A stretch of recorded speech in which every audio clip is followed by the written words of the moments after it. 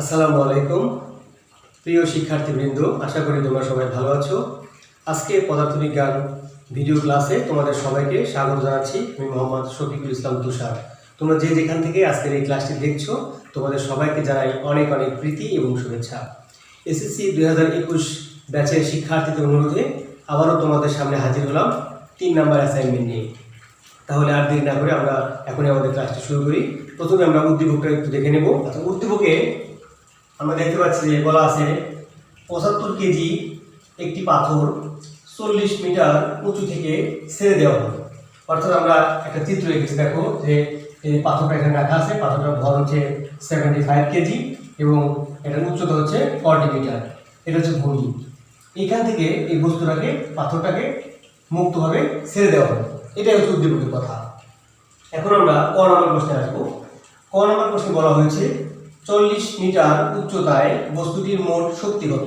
অর্থাৎ এই জায়গাতে যখন বস্তুটা থাকে তখন বস্তুটার মোট শক্তিটা কত, এটা আমাদের নির্ণয় করতে হবে। তাহলে আমরা মোট শক্তি বলতে বুঝি বিভব শক্তি এবং গতিশক্তির সমষ্টি। তাহলে আমরা সেটা এখন বের করবো। প্রথমে আমরা বের করবো বিভব শক্তি ইপি সমান mgh। এটা আমরা সবাই জানি। তাহলে আমরা মান বসাবো। আমরা জানি যে এম এর মান হচ্ছে ওখানে দেওয়া আছে 75 ইন্টু জি এর মান 9.8 এবং এইচ এর মান হচ্ছে কত 40। তাহলে এটা আমরা গুণ করবো। তো তার আগে একটা বিষয়, এই ধরনের অঙ্ক করতে হলে দুইটা পয়েন্ট খুবই গুরুত্বপূর্ণ, যেটি মনে রাখা আমাদের জন্য জরুরি। একটা হচ্ছে যে বিভব শক্তির ক্ষেত্রে উচ্চতা হিসেব করা হয় ভূমি থেকে, এবং গতিশক্তির ক্ষেত্রে উচ্চতা হিসেব করা হয় স্টার্টিং পয়েন্ট থেকে, অর্থাৎ যাত্রা শুরুর বিন্দু থেকে। এই দুইটা লাইন খুব ইম্পর্টেন্ট। এই ধরনের অঙ্ক করতে চাইলে এই দুইটা লাইন একদম সবসময় মাথায় রাখতে হবে। তাহলে আমরা দেখতে পাচ্ছি, যেহেতু আমি বললাম যে বিভব শক্তি হিসাব করা হয় কোথা থেকে, একদম ভূমি থেকে। আমরা এই বিন্দুর ক্ষেত্রে, অর্থাৎ এই বিন্দুতে আমরা সর্বোচ্চ বিন্দুতে আমরা কি করতেছি, আমরা বিভব শক্তি নির্ণয় করছি। সুতরাং আর ভূমি তো এটা, সুতরাং এখান থেকে শুরু করে একদম সর্বোচ্চ পয়েন্ট পর্যন্ত উচ্চতা হচ্ছে কত 40। এই কারণে আমি এখানে 40 বসিয়েছি। এবার আমরা ক্যালকুলেটর ব্যবহার করে সমাধান করে নিই। 75 ইন্টু 9.8 ইন্টু কত লাস্টে আছে 40 ইকুয়াল আমরা বললাম 29,400। 29,400 জুল। এটা হচ্ছে আমাদের বিভব শক্তি। এবার আমরা দেখব গতি শক্তি। গতি শক্তি ইকে সমান সমান হাফ এম ভি স্কয়ার, বা হাফ ইন্টু এম এর মান হচ্ছে 75। এইবার আসবে আমরা ভি এর মান দিতে।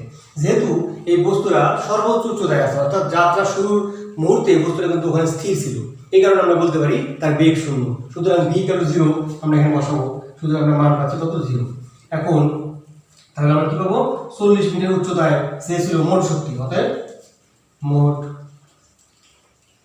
শক্তি আমরা এটাকে ই বললাম, E equal to E P plus ইকে। আমরা ইপি মান বসালাম কত, দেখো 29,400, সাথে 0 যোগ করলে এটি থাকে 29,400 জুল। এটি আমাদের আসলে অ্যান্সার। ক নম্বর অ্যান্সারটা হয়ে গেল। এখানে বলা হয়েছিল যে সর্বোচ্চ উচ্চতার মোট শক্তি, তাহলে আমরা দেখতে পেলাম মোট শক্তি আমরা পেয়ে গেছি 29,400 জুল। এটি আমাদের ক নম্বর প্রশ্নের অ্যান্সার।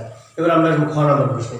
খ নম্বর প্রশ্নে কি বলা আছে দেখো, 40 মিটার উচ্চতায় বস্তুটির মোট শক্তি কি কি রূপে রয়েছে ব্যাখ্যা করো। তাহলে আমরা দেখলাম যে বস্তুটির মোট শক্তির মধ্যে আমরা এখানে পেয়ে গেছি কি, আমরা পেয়ে গেছি গতি শক্তি কিন্তু 0। কেন 0? কারণ আমরা জানি যে বস্তুটা যখন সর্বোচ্চ উচ্চতা থাকে, অর্থাৎ বস্তুরা যখন এই যে একদম প্রান্তে বা উঁচুতে আসে, এইখানে কিন্তু বস্তুরা যাত্রা শুরুর পূর্ব মুহূর্তে সে স্থির ছিল। স্থির থাকার কারণে তার কিন্তু বেগ 0। এই কারণে আমরা ভি ইকুয়াল টু 0 বসিয়েছি। সুতরাং আমরা বলতে পারি যে সর্বোচ্চ উচ্চতায়, অর্থাৎ 40 মিটার উচ্চতায় বস্তুটার কিন্তু গতিশক্তি কিন্তু 0। সুতরাং মোট শক্তি হচ্ছে বিভব শক্তি। সুতরাং আমরা বলতে পারি যে 40 মিটার উচ্চতায় বস্তুটির মোট শক্তি বিভব শক্তি রূপে আছে। এটি হচ্ছে খ নম্বর প্রশ্নের সমাধান। প্রিয় শিক্ষার্থীরা, এবার আমরা গ নম্বর প্রশ্ন নিয়ে আলোচনা করব। শুরুতে আমরা দেখে নেব কোশ্চেনটা কি বলা আছে। তো গ নম্বর প্রশ্নে বলা আছে যে বস্তুটি মুক্তভাবে পড়তে থাকলে প্রতি 10 মিটার পর পর বস্তুটির সময় গতিশক্তি এবং সময় বিভব শক্তি পরিবর্তনের দুটি লেখচিত্র অঙ্কন করে শক্তির পরিবর্তন ব্যাখ্যা করো। এটির অ্যান্সার একটু বড় হবে। বলা হয়েছে যে এই বস্তুরা এখান থেকে ছেড়ে দেওয়া হবে। তো প্রতি 10 মিটার পর পর বস্তুটা যেখানে থাকবে সেই সময়ে আমাকে সময়ের সাথে গতিশক্তি এবং সময়ের সাথে বিভব শক্তি দুইটা লেখচিত্র অঙ্কন করতে হবে। এটি আসলে বলা আছে, এবং এই সময়ের সাথে শক্তির যে পরিবর্তনটা এটা আমাদেরকে ব্যাখ্যা করতে হবে। তাহলে আমরা প্রথমে এই 10 মিটার পর পর আমরা একটা বিন্দু ধরে নিলাম, সর্বোচ্চ উচ্চতা যেটা, এটাকে আমরা বললাম h1 = 40, তখন টাইম হচ্ছে t1। তারপরে 10 মিটার পর অর্থাৎ h2 হলো 30 মিটার, এবং এই বিন্দুটাকে আমরা ধরে নিলাম b বিন্দু, এবং শুরুটা বলেছিলাম a বিন্দু, এবং b বিন্দুতে টাইম ছিল t2। আবার আমরা আরো 10 মিটার পরে অর্থাৎ 20 মিটার উচ্চতায় এটাকে আমরা বললাম h3, এবং এখানে সময়কে ধরেছি আমরা t3। ঠিক আছে, আরো 10 মিটার পর অর্থাৎ এই বিন্দুটার নাম দিলাম d বিন্দু, এবং এখানে উচ্চতা হচ্ছে h4 = 10 মিটার, এবং সময় হচ্ছে t4। এবং সর্বনিম্ন অর্থাৎ ভূমিতে এই আমরা উচ্চতার নাম দিলাম হচ্ছে h5, এখানে উচ্চতা তো 0, এবং এখানে যেটা আছে আমরা বলতে পারি যে সময়টা হচ্ছে t5, এবং এই বিন্দুটার নাম দিলাম আমরা e। তাহলে আমি 10 মিটার পর পর আমি একটা বিন্দু আমি ধরে নিলাম, এবং আমরা যেহেতু মোট উচ্চতা হচ্ছে 40 মিটার, সুতরাং আমি 10 মিটার পর পর বিন্দুগুলো আমি এখানে বসিয়ে নিলাম। এখন আমি কি করব, a b c d এবং e বিন্দুতে আমি কি করব, আমি এখান থেকে গতিশক্তি, বিভব শক্তি এবং আমি সময়টা বের করে নেব। তো প্রথমে আমরা বের করবো আগে বিভব শক্তি। তাহলে আমি এখানে লিখে নিচ্ছি বিভব শক্তির ক্ষেত্রে, তোমরা একটু ভালো করে লক্ষ্য করো, বিভব শক্তির ক্ষেত্রে, এটা আমরা উপরে লিখে নিলাম। এখন আমরা কি লিখবো, এ বিন্দুতে, তাহলে আমরা উপরে লিখে নিচ্ছি বিভব শক্তির ক্ষেত্রে। তাহলে এই বিন্দুতে বিভব শক্তি কি বেরো দেখো, ইপি। তাহলে আমরা এটাকে যেহেতু 1 2 ধরেছি, তাহলে আমরা বললাম EP1 = mgh1। এটা আমরা দিলাম, আমরা m তো জানি 75 × 9.8 ইন্টু এখানে h1 এর মানটা কত, এই 40। এটা আমরা আগে করেছিলাম, এই যে বরাবর প্রশ্ন আমরা করেছিলাম, তো আবার একবার করছি। দেখো 75 × 9.8 × 40, আমরা পেয়ে গেলাম 29,400 জুল এই ক্ষেত্রে। আর এই ক্ষেত্রে কিন্তু t = 0, কারণ এখানে তো আমি আগে বলেছি যাত্রা শুরুর মুহূর্তে, এখনো যাত্রা শুরুই হয়নি, সেক্ষেত্রে কিন্তু t = 0। এই জন্য আমরা এখানে t এর মানটা 0 হয়েছে। এই বিন্দু শেষ। এবার আমরা b বিন্দুতে, আমরা আসবো b বিন্দুতে। ঠিক আছে, b বিন্দুতে আমরা আবার EP বের করবো। এটাকে আমরা ধরেছি যেহেতু উচ্চতা h2, তাহলে আমরা বললাম EP2। এখানে আমরা বের করবো তাই কি mgh2। তাহলে m হচ্ছে 75 × g হচ্ছে 9.8 × h2 মানটা কত, দেখো h2 এখানে 30 মিটার আমরা আগে লিখে রেখেছি, তাই না? তাহলে আমরা এবার ক্যালকুলেটর বসিয়ে মানটা আমরা দেখি কত। তাহলে 75 × 9.8 × 30, মানটা পেলাম হচ্ছে 22,050। ঠিক আছে, 22,000 কত 50 জুল। আর এই ক্ষেত্রে এখন আমাদের বের করতে হবে কোথায়, t2 বের করতে হবে। অর্থাৎ এখানে সময়টা কত, অর্থাৎ এই বস্তুটা যখন এই বিন্দু থেকে বি বিন্দুতে আসে, এইটুকু আসতে তার সময় লাগবে কত, এটা আমাদের বের করতে হবে। সুতরাং তার আগে আমাদের কি লাগবে, অতিক্রান্ত দূরত্ব বের করতে হবে। অতিক্রান্ত দূরত্বকে আমরা যদি বলি h বলি, আমরা যেহেতু এখানে t1 ধরছি, তাহলে এখানে h2 হবে সেক্ষেত্রে, আর উচ্চতা ওখানে h1, এই h1 এখানে 0, তাহলে আমরা এটাকে h2 একবার ধরছি, এখানে x ধরি আমরা ভালো হবে। তাহলে আমরা বলি x2 = ut2 প্লাস হাফ কত g(t2)²। ঠিক আছে, আচ্ছা, তাহলে এখানে আমরা তো জানি যে এখানে আদি বেগ তো 0 ছিল, তাহলে এটা তো 0 হয়ে গেল। ঠিক আছে, প্লাস কি হলো হাফ g(t2)², এবং এটা হচ্ছে x2। ঠিক আছে, তো আমরা এখন এই বিষয়টা একটু খেয়াল করবো যে এখানে আমরা একটা ফরম্যাট তৈরি করে নিব। অর্থাৎ দেখো একটু খেয়াল করো, তাহলে আমরা যদি লিখি যে হাফ g(t2)² = x2, বা এখানে আমরা আমাদের টার্গেট হচ্ছে t2 বের করবো আমরা। ঠিক আছে, তাহলে t2 কি হয়, উপরে ছিল x2 আর নিচে কত আসলে, দেখো নিচে আসলো g, এবং সেই সাথে এই যে এখানে যে আমার কিছু একটা টুট আছে, সেই টুটটা কিন্তু উপরে উঠে গেল। ঠিক আছে, এবং t2 সাথে একটা স্কোয়ার ছিল, সেই স্কোয়ারটা দিলাম একবার আমি রুট দিয়ে লিখলাম, স্কোয়ারটা রুট হয়ে যায়, তোমরা আশা করি বুঝবা এটা। বা এখন আমরা t2 মানটা সহজে পেয়ে যাবো। তাহলে এখানে দেখো 2 × x2টা কি আসলে, x2 হচ্ছে দেখো এই বস্তুটাতে এখান থেকে অর্থাৎ এই বিন্দু থেকে সেই বিন্দুতে আসলো কতখানি দূরত্ব অতিক্রম করবে, তাহলে কত, আমরা 10 মিটার, 40 থেকে 30 অর্থাৎ 10 মিটার দূরত্ব। তাহলে এখানে x2 মান হবে কত, 10 মিটার। আমরা এখানে বসিয়ে দিই 10 মিটার ইন্টু আমরা যেহেতু 9.8, এই আমাদের হচ্ছে রুট। তাহলে আমরা মানটা দিয়ে কত আসে, এটি ক্যালকুলেটর ব্যবহার করে দেখি। √2 × 10 / 9.8, তাহলে আমরা মানটা পাচ্ছি এখানে হয়তো 1.428, সেক্ষেত্রে আমরা 1.43 লিখতে পারি। তাহলে আমরা কত লিখতে পারি, 0.43 এত সেকেন্ড এই মানটা আমরা লিখতে পারি। তাহলে আমরা কিন্তু T2 পেয়ে গেছি। তাহলে আমরা বি বিন্দুতে কি পেলাম? আমরা বিভব শক্তি পেলাম এবং একই সাথে আমরা আরেকটা জিনিস পেলাম, সেটা হচ্ছে সময়। তাহলে আমরা আরেকটা বিন্দুতে যাবো, এবার সি বিন্দুতে। এবার আমরা লিখবো সি বিন্দুতে, এবং এই প্রত্যেকটা বিন্দুতে মানগুলো পাচ্ছি, এগুলো তোমরা লিখে রাখবা, এগুলো আমাদের পরবর্তীতে লাগবে, লেখচিত্র অঙ্কন করতে এগুলো লাগবে। তাহলে এই সি বিন্দুতে আমরা কি লিখবো? দেখো EP3, কারণ আমরা সি বিন্দুতে আমরা 3 ধরেছিলাম সি বিন্দুতে।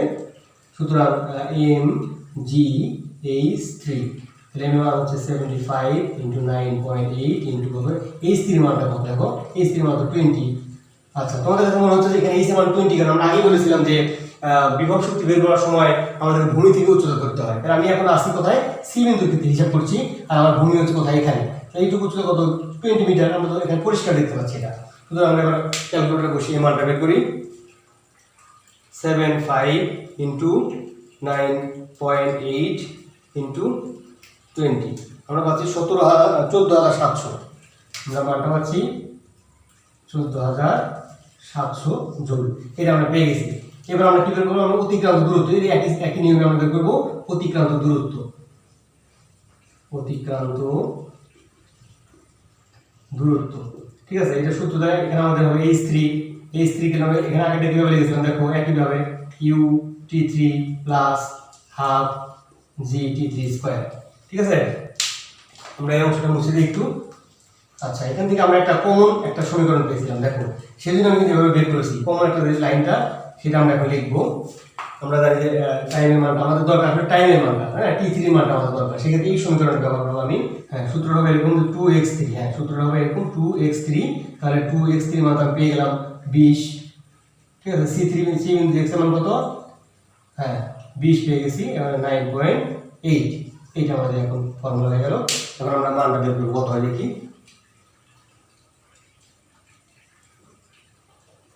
2 × 20 / 9.8। আচ্ছা, মানটা পেলাম 2.02। আমরা পেয়ে গেছি হচ্ছে 2.02 সেকেন্ড। আমরা কিন্তু সি বিন্দু পেয়ে গেছি। আমরা এবার ডি বিন্দু নিয়ে কাজ করবো। একইভাবে আমরা লিখবো ডি বিন্দুতে।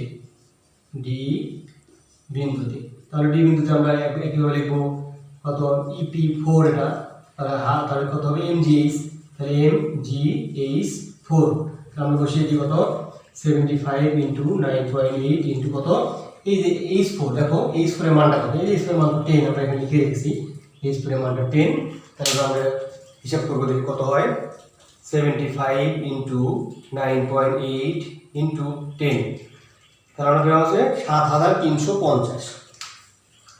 7,350 জুল, এটা আমরা পেয়ে গেছি। অনুরূপভাবে আমরা এখানে আমরা টাইমের মানটা বের করবো। তোমরা এইভাবে লিখবো অতিক্রান্ত দূরত্ব, আমি লিখলাম না, আমি সরাসরি এখান থেকে T3 লিখলাম। তোমরা লিখবো অতিক্রান্ত দূরত্ব H3, তারপর তোমরা এখান থেকে T3 যেভাবে বের করছি সেভাবে বের করে দেখাবা।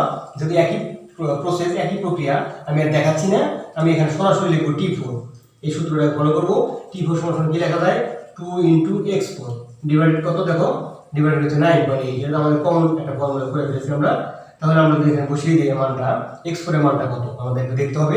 যেহেতু আমরা ডি বিন্দুতে আছি এখন, তাহলে এখান থেকে কিন্তু যাত্রা শুরু, অর্থাৎ এই থেকে যখন বস্তুরা ডিতে আসলো তখন তার অতিক্রান্ত দূরত্ব কত? তাহলে 10, 20, 30, ঠিক আছে? 30 মিটার। তার মানে x4 = 30 মিটার।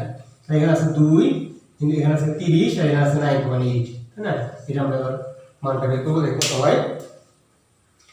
আমরা লিখবো √2 × 30 / 9.8।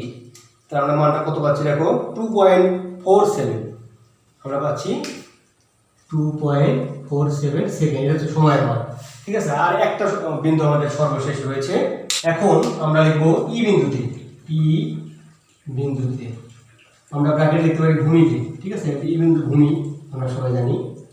আচ্ছা, তাহলে ই বিন্দু আমরা কি করবো? একইভাবে আমরা করবো EP5 = MGH5। তাহলে M হচ্ছে 75 × G হচ্ছে 9.8 × H5 টা কত? H5 তো 0। কেন 0? কারণ ভূমিতে আছে। আর আমরা জানি যে বিভব শক্তি হিসাব করতে হয় ভূমি থেকে। তাহলে ভূমি থেকে ভূমির উচ্চতা, এটাই হচ্ছে H5। তাহলে 0, এক্ষেত্রে আমাদের খুবই সহজ, কি করবো? 0 বসিয়ে দিলাম। এবার আমরা আসবো টাইমের যে মানটা বের করবো। তোমরা একইভাবে লিখবো অতিক্রান্ত দূরত্ব, তারপর লিখবো এইটা একবারে। সুতরাং T5 আমরা লিখবো কিভাবে? দেখো 2x5 ডিভাইডেড 9.8, এটা আমাদের ফর্মুলা ছিল। এখন 2 × x5 এর মানটা কত এটা আমাদের বের করতে হবে। যেহেতু আমরা এখন আছি কোথায়, আমরা আছি 5 নাম্বার পয়েন্ট অর্থাৎ ই বিন্দুতে। তাহলে আমাদের এই টোটাল উচ্চতা অর্থাৎ বস্তুটা যাত্রা শুরু করেছিল এ থেকে, এখন বর্তমানে সে আছে ইতে। তাহলে পুরো অতিক্রান্ত দূরত্ব কত, তাহলে একদম পুরো 40 মিটার, এটা আমাদের কাছে ক্লিয়ার। তাহলে x5 হলো এখানে 40 মিটার ডিভাইডেড এখানে কিন্তু 9.8 এইটা। এবার আমরা একটু সমাধান হিসাবটা করে দেখি কত হয়।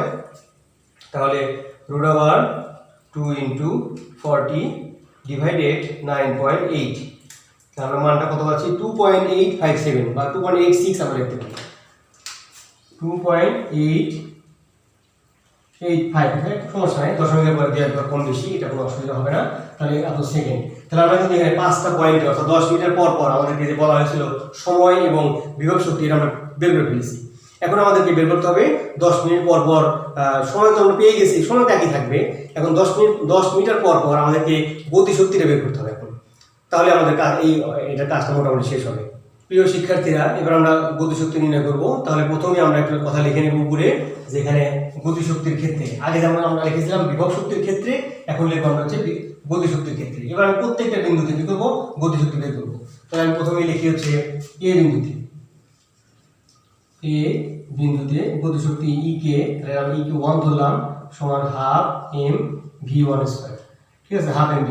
এখন আমরা আগে থেকে জানি, আমরা এটা বলেছিলাম যে এই বিন্দুতে আমরা প্রথম যে কোণ আমার প্রশ্নটা ছিল সেখানে কিন্তু আমরা এখানে নির্ণয় করেছিলাম যে এই বিন্দুতে যেহেতু বস্তুটা স্থির আছে, কাজেই এখানে বেগ শূন্য, এই কারণে এখানে গতিশক্তিও শূন্য। তাহলে ½ × m × কত 0, তার মানে কত 0 আমরা পেয়ে গেছি, ঠিক আছে। এই বিন্দু কিন্তু বস্তুটির মোট শক্তি কিন্তু শূন্য। তাহলে আমরা এবার বি বিন্দুতে যাব। বি বিন্দুতে আমরা একটু দেখি কত হয়। তাহলে ই কে 2 আমরা এটা বলবো, তাহলে ½ mv2², ঠিক আছে। তাহলে ½ আমরা লিখলাম, m হচ্ছে 75 ইনটু এখানে v2 এর মান আমরা কিভাবে বের করব। v2 হচ্ছে এখানে যদি v² = u² + 2gh, ঠিক আছে, 2gh এর আমরা h2 বলতে পারি, আমরা u² + h2। দেখো আগে যে আমরা h1 h2 h3 বলেছিলাম, এখন কিন্তু সেটা আলাদা, অনেক কিন্তু পার্থক্য আছে, এটা কিন্তু একরকম না। সুতরাং এটাকে ভাবতে হবে যে আগে আমরা বের করেছিলাম হচ্ছে বিভব শক্তি, সবসময় হিসাব করা হয় ভূমি থেকে, আর এখন আমরা বের করবো হচ্ছে গতিশক্তি, ঠিক আছে। এটা কিন্তু শুরু হয় যাত্রা শুরুর বিন্দু থেকে, তাহলে অবশ্যই কিন্তু পার্থক্য আছে। তাহলে আমরা একটু দেখি যে এখানে এইচ এর মানটা কত হবে। দেখো আমরা এখন বি বিন্দুতে আসলে বের করতেছি, বি বিন্দুতে বের করবো কি শক্তি, গতিশক্তি। সুতরাং আমাকে বের করতে হবে যাত্রা শুরু বিন্দু থেকে, অর্থাৎ বস্তুটা যাত্রা শুরু করেছিল এই বিন্দু থেকে, আর এখন সে আছে কোথায়, বি বিন্দুতে। সুতরাং এইটুকুর মান হচ্ছে কত, 10 মিটার। তাহলে এখানে এইচ এর মান হবে কত, 10 মিটার। ½ m ইনটু এটা 0 হয়ে গেছে 2gh2, তাহলে এখানে 2 আর 2 কাটা যায়, তাহলে আমরা লিখতে পারি mgh2। এটা একটা কমন ফর্মুলা হয়ে গেল আমাদের প্রত্যেকটার জন্য, কারণ প্রত্যেক ক্ষেত্রে আমাদের তো এখানে আদিবেগ শূন্য হবে, তাই না। তাহলে এখন আমরা ইজিলি মানটা বসাতে পারবো। তাহলে m হচ্ছে এখানে ভর 75 কেজি, g হচ্ছে 9.8 এবং h2 মানটা আমরা বলে নিলাম যে যেহেতু বস্তুটা আছে বি বিন্দুতে, সুতরাং 10 মিটার। এবার আমরা ক্যালকুলেটর ব্যবহার করে মানটা নির্ণয় করব। 75 × 9.8 × 10, তার মানটা হলো 7350, 7350 জুল। আমরা বি বিন্দু পেয়ে গেছি। এবার আমরা লিখব সি বিন্দুতে। সি বিন্দু আমরা বের করবো একইভাবে। তাহলে এখানে ই কে 3, আমরা সি বিন্দু থেকে আমরা 3 ধরেছিলাম, একটু খেয়াল করো এখানে। তাহলে ই কে 3 = ½ আমরা ½ mv² লিখবো না, কারণ আমরা জানি যে আমাদের লাস্টে কি আসে, লাস্টে মানটা এইটা আমাদের লাস্টে আসে, তো আমরা একবার লিখবো যে mgh3, ঠিক আছে। m হচ্ছে 75, g হচ্ছে 9.8 কিন্তু h3 এর মানটা কত একটু দেখি। এখানে কিন্তু আমি বারবার বলেছি একটা কথা, যে উচ্চতার মানটা নির্ণয় করা কিন্তু এখানে মেইন ফ্যাক্টর। উচ্চতা যদি নির্ণয় করতে ভুল হয় তাহলে কিন্তু এখানে অঙ্কটা ভুল হয়ে যাবে। সুতরাং আমরা একটু দেখবো যে আমরা এখন আসি কোথায়, সি বিন্দুতে। এই হচ্ছে সি বিন্দু, তাহলে যাত্রা শুরু কিন্তু কোনটা ছিল, এ বিন্দু। তাহলে এ থেকে সি পর্যন্ত মোট দূরত্ব কত, দেখো 10 আর এখানে 10, 20। তাহলে এখানে আমরা এইচ এর মান হবে কত, 20। এবার আমরা হিসাবটা করে দেখবো কত হয়। 75 × 9.8 × 20, আমরা মানটা পাচ্ছি 14700, 14700 জুল। তাহলে সি বিন্দু হয়ে গেল। এখন বাকি থাকলো আমাদের আরো দুইটা পয়েন্ট। এবার আমরা লিখবো ডি বিন্দুতে। একটু ভালো করে লক্ষ্য করো, ডি বিন্দু তাহলে কি লিখবো এখানে, ই কে 4 লিখবো আমরা এটা। তাহলে এখান থেকে আমরা আমাদের কমন ফর্মুলা পেয়ে গেছি mgh 4, ঠিক আছে। m তো 75, 9.8 ইনটু h4 এর মানটা এখন কত।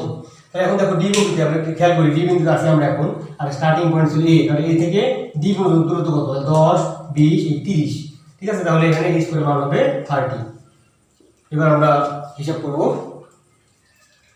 75 ইনটু 9.8 ইনটু 30, আমরা মানটা পেলাম 22,050, ঠিক আছে, 22,050 জুল। সর্বশেষ আমাদের যে বিন্দুটা সেটা হচ্ছে ই বিন্দুতে, ই বিন্দুতে অর্থাৎ ভূমিতে, আমরা ব্র্যাকেট লিখতে পারি ভূমিতে। আচ্ছা, তাহলে এখানে আমরা 5 বলেছিলাম, তাহলে ই কে 5 ইকুয়াল টু কত, mgh5, mgh5, m হচ্ছে 75, g হচ্ছে 9.8, h5 এর মানটা কত। আমরা কিন্তু আগের আমাদের ক্ষেত্রে ভূমিকে বলেছিলাম h5, অর্থাৎ ভূমির উচ্চতাকে আমরা 0 বলেছিলাম, কারণ বিভব শক্তি হিসাব করা হয় ভূমি থেকে। কিন্তু এখন তো আমাদের কাছে গতি শক্তি, এটা স্টার্টিং পয়েন্ট থেকে। তো আমরা এখন আসি কোথায়, ই বিন্দুতে, আর আমাদের স্টার্টিং পয়েন্ট ছিল হচ্ছে এ বিন্দু। তাহলে টোটাল ডিসটেন্স হচ্ছে একদম সব মিলে মানে 40 মিটার, ঠিক আছে। তাহলে এখানে h5 এর মান হবে 40। এবার আমরা হিসাবটা করবো, কত হয়, 75 ইন্টু 9.8 ইন্টু 40, তাহলে আমরা দেখলাম যে 29,400, 29,400 জুল। এই আমরা সবগুলো বিন্দু আমরা পেয়ে গেলাম। তাহলে আমরা 5টা বিন্দুতে, অর্থাৎ আমাদের বলা হয়েছিল যে 40 মিটার উচ্চতার একটা পাথর, এটাকে মুক্তভাবে ছেড়ে দেওয়া হলো। 10 মিটার পর পর আমাদেরকে সময় গতিশক্তি এবং সময় বিভব শক্তি লেখচিত্র অঙ্কন করতে হবে। তাহলে সেই জন্য আমাদের কী কী প্রয়োজন ছিল, যে প্রত্যেকটা পয়েন্টে, অর্থাৎ মোট 5টা পয়েন্ট, প্রত্যেকটা পয়েন্টে একবার সময় বের করতে হবে, একবার গতিশক্তি বের করতে হবে, একবার বিভব শক্তি বের করতে হবে। এই ডাটাগুলো কিন্তু আমরা সবগুলো বের করে ফেলেছি। এখন এই ডাটাগুলো আমরা একটা তালিকা আকারে লিখবো। তালিকায় লিখে এক পাশে থাকবে সময় এবং বাকি দুটো জায়গায় থাকবে বিভব শক্তি এবং গতিশক্তি, এবং এই ডাটা ব্যবহার করে আমরা লেখচিত্র অঙ্কন করব। প্রিয় শিক্ষার্থীরা, আমরা গণন প্রশ্নের যে গাণিতিক মানগুলো পেয়েছিলাম, সেই মানগুলো আমরা একটা ছকে বসিয়ে দিলাম। অর্থাৎ যখন এই বিন্দুতে যখন সময়ের মান ছিল 0, তখন বিভব শক্তি কত এবং গতিশক্তি কত। এবার প্রত্যেকটা বিন্দুতে এ, বি, সি, ডি এবং ই, এই 5টা বিন্দুতে আমরা সময়, গতিশক্তি এবং বিভব শক্তিকে আমরা এখানে একটা ছকের মধ্যে আবদ্ধ করলাম। এবার আমরা আসবো এই ডেটাগুলো আমরা লেখচিত্রে বসিয়ে দেবো। তার আগে আমাদেরকে স্কেলিং করে নিতে হবে। আমরা এক্স অক্ষ বরাবর এখানে আমরা সময়কে স্থাপন করেছি এবং ওয়াই অক্ষ বরাবর আমরা কি করছি, শক্তিকে স্থাপন করেছি। যেহেতু এখানে গতিশক্তি এবং বিভব শক্তি দুটোই আছে, আমরা এখানে দুটোই লিখবো। এভাবে আমরা একটা তীর চিহ্ন দিয়ে দেখিয়ে দিব। এবার আমরা দেখি স্কেলিং করার শুরুতে আমরা দেখবো যে সময়ের সর্বোচ্চ মান কত আর সর্বনিম্ন মান কত। আমরা দেখতে পাচ্ছি সর্বনিম্ন মান হচ্ছে 0 এবং সর্বোচ্চ মান হচ্ছে 2.86, অর্থাৎ প্রায় 3-এর কাছাকাছি। এই কারণে আমরা এখানে 3 পর্যন্ত স্থাপন করেছি। প্রথম 10 ঘরকে আমরা 1 সেকেন্ড ধরেছি, যার ফলে এটা হচ্ছে 1, এটা হচ্ছে 2 এবং এটা হচ্ছে 3। এবার আমরা দেখবো শক্তির সর্বোচ্চ মান হচ্ছে কত, 29,400 এবং সর্বনিম্ন মান হচ্ছে 0। আবার গতিশক্তির ক্ষেত্রে কিন্তু তাই অনুরূপভাবে। সুতরাং আমরা এই মানগুলো এখানে যদি বসাতে চাই, তাহলে আমরা কি করব, প্রথম দেখো যেহেতু অনেক বড় মান, সেহেতু আমরা অল্প করে ঘর ধরবো, যাতে আমরা এখানে এগুলো সঠিকভাবে স্থাপন করতে পারি এবং এমনভাবে মানগুলো ধরবো যাতে হিসাবের ক্ষেত্রে আমাদের সুবিধা হয়।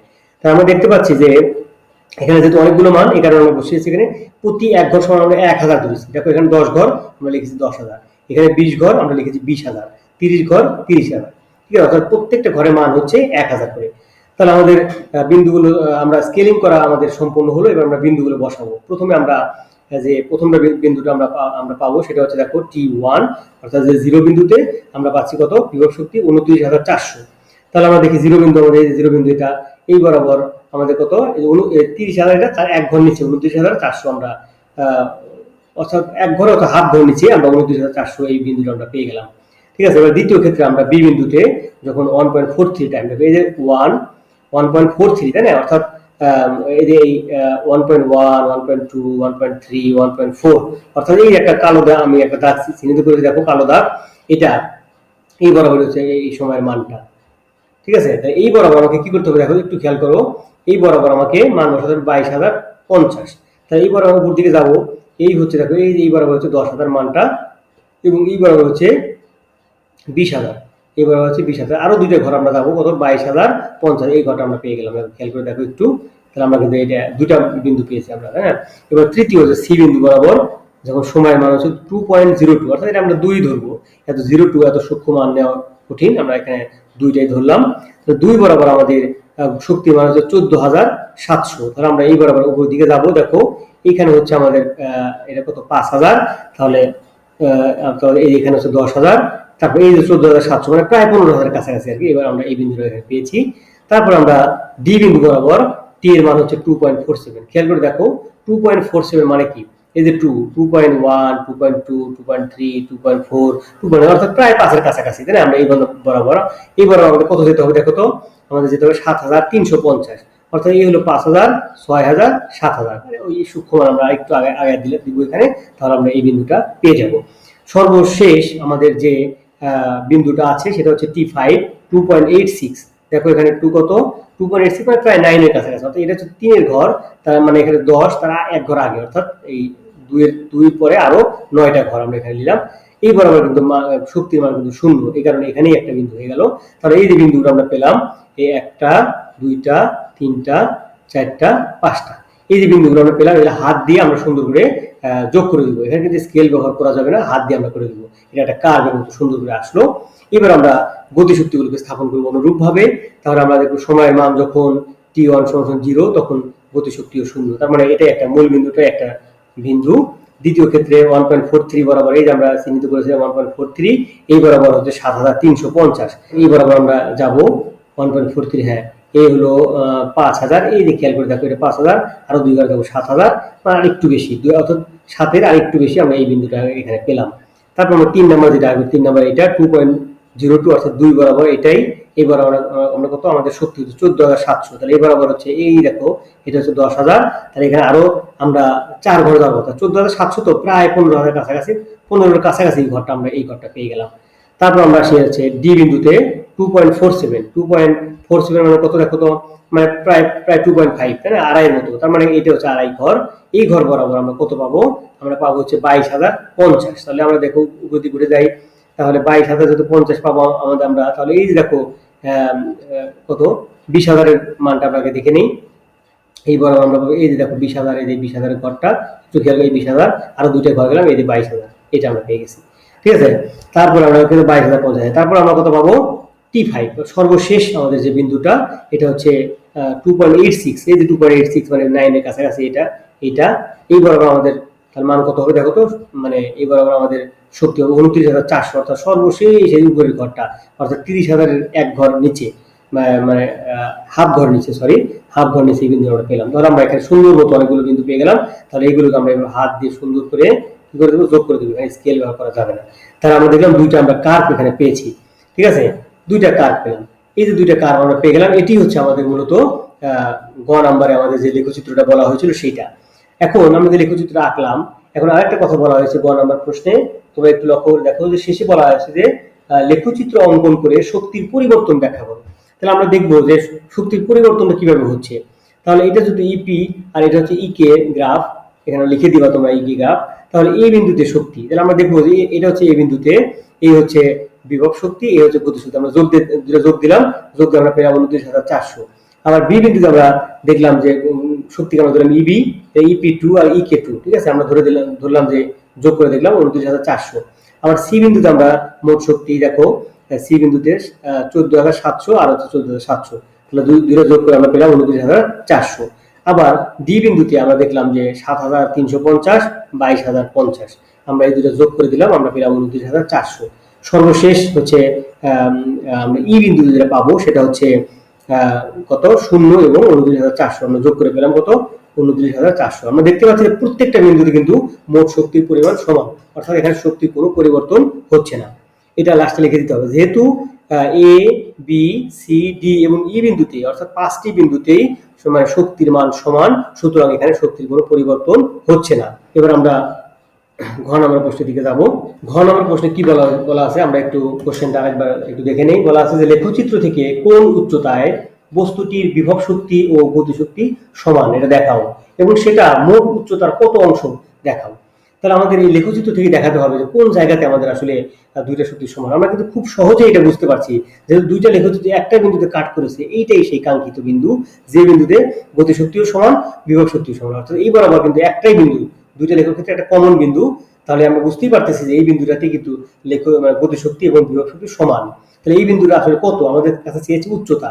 এটা কয় নাম্বার ঘর? এটা হচ্ছে 3 নাম্বার। দেখো, এটা হচ্ছে 1 নাম্বার, এটা 2 নাম্বার, এটা হচ্ছে 3 নাম্বার বিন্দু। আবার এদিক থেকে ধরলেও এটা তাই হবে, ঠিক আছে, যে কোথায় 1 নাম্বার, 2 নাম্বার, 3 নাম্বার। তাহলে এটা হচ্ছে মাঝখানটা 3 নাম্বার ঘরটা। তাহলে আমরা দেখি 3 নাম্বার ঘর কোনটা। এই যে দেখি, দেখো এখানে 3 নাম্বার ঘরটা এটা। অর্থাৎ এখানে কত, বিভব শক্তির মান হচ্ছে 14700 এবং গতিশক্তির মান হচ্ছে 14700, অর্থাৎ দুটোর সমান। এই উচ্চতাটা কত ছিল আমাদের একটু খেয়াল করি। আমাদের মোট উচ্চতা প্রথম ছিল 40 মিটার, তারপরে ছিল 30 মিটার, তারপরে 20 মিটার, তারপরে 10 মিটার এবং তারপরে 0। অর্থাৎ আমাদের 3 নাম্বার যেটা, 3 নাম্বার কোনটা, এইটা, অর্থাৎ 20 মিটার। সুতরাং আমরা লিখেছি তৃতীয় সারি, অর্থাৎ তৃতীয় সারির তথ্য। অর্থাৎ যখন T3 = 2.02, দেখো 2.02 এবং উচ্চতা H3 = 20 মিটার, তখন EP = EK, অর্থাৎ দুইটা সমান। সুতরাং নিম্ন উচ্চতা 20 মিটার, যা মোট উচ্চতার অর্ধেক, অর্থাৎ মোট উচ্চতা ছিল 40 মিটার। তাহলে আমাদের কাঙ্ক্ষিত আমরা পয়েন্টটা পেয়েছি হচ্ছে 20 মিটারে, সুতরাং যা মোট দূরত্বের অর্ধেক। এটি হচ্ছে আমাদের ঘ নাম্বার প্রশ্নের উত্তর। আশা করি বিষয়টা তোমাদের বোধগম্য হয়েছে। প্রিয় শিক্ষার্থীরা, আমরা ক্লাসের শেষ পর্যায়ে চলে এসেছি। আশা করি ক্লাসটি তোমাদের বুঝতে সমস্যা হয় নাই। তবু এই ক্লাসটা নিয়ে একটা কথা বলতে চাই। সেটা প্রথম কথাই হচ্ছে যে আগের মতোই, যে এখান থেকে হুবহু তোমরা কপি করবে না। এখান থেকে জাস্ট গাণিতিক সমস্যাগুলোর সমাধান নিয়ে তোমরা নিজের মতো করে সাজিয়ে অ্যাসাইনমেন্টটা প্রস্তুত করবে। তো গ্রাফ নিয়ে একটা কথা বলতে চাই, যে এখানে বলা আছে যে দুটি লেখ অঙ্কন করো, এটা বলা আছে। আমরা এখন দুটি লেখো দুটি পৃথক কাগজে আঁকবো নাকি একটা কাগজে আঁকবো, এরকম প্রশ্ন তোমাদের মনে হতে পারে। হ্যাঁ, তুমি ইচ্ছে করলে দুইটা পৃথক কাগজ এখান থেকে লেখচিত্র রাখতেই পারো, কিন্তু আমরা তার আগে বলে নিই যে ঘর নাম্বার প্রশ্নের কথা বলা আছে যে লেখচিত্র থেকে কোন উচ্চতায় বস্তুটির বিভব শক্তি ও গতিশক্তি সমান দেখাও। ঠিক আছে, তাহলে দুইটা উচ্চতা আমাদের এমন একটা জায়গা থেকে গতিশক্তি এবং বিভব শক্তি সমান হবে, সেই জায়গাটা আমাদের দেখাতে হবে। তো আমরা যদি এটা দেখাতে চাই, তাহলে কিন্তু অবশ্যই দুইটা ডাটা বা দুই সেট ডাটা ইউজ করে একটা কাগজে কিন্তু লেখচিত্র আঁকতে হবে।